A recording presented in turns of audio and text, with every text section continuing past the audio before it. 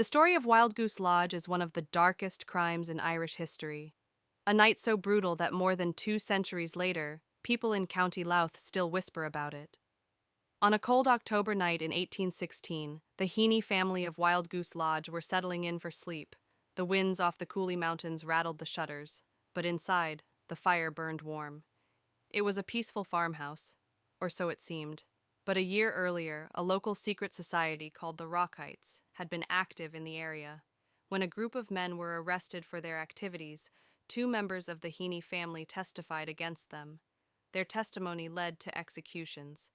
The remaining Rockites swore revenge, not just on the witnesses, but on their entire bloodline. At around midnight, lanterns appeared in the distance. Dozens of masked men marched toward Wildgoose Lodge in complete silence. The Heenies woke to shouting, banging on the doors, and the sound of windows smashing. The intruders demanded the witnesses be handed over, but the Heenies insisted the men they wanted were not inside. The mob refused to believe them.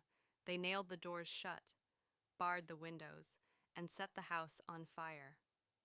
Inside, the family screamed for help. Several children were trapped in the upstairs bedroom. Neighbors who saw the glow of flames ran toward the house, but the mob threatened to kill anyone who tried to help. The fire raged through the wooden roof, collapsing beams, filling every room with thick smoke. The Heaney family, men, women, children, had no escape. By morning, the farmhouse was nothing more than blackened stones and ashes. All who lived inside had died. As the news spread across Ireland, outrage followed.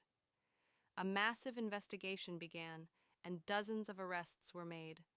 Some suspects confessed, others claimed innocence, but the British courts demanded justice. In the end, more than 18 men were executed, and several were transported to Australia. Some claimed until their dying breath that they were not at Wildgoose Lodge that night. Others admitted to their roles, insisting they acted out of loyalty and revenge. To this day, historians debate how many of those punished were truly guilty. But one thing is certain. On that night in 1816, a peaceful Irish farmhouse became the site of one of the worst murders in the country's history.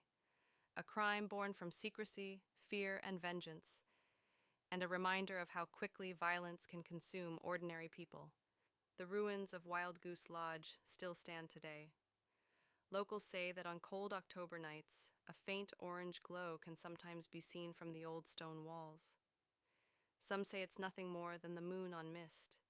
Others swear it's the fire, burning again, reminding anyone who passes of the night the lodge was sealed shut from the outside, and no one inside made it out alive.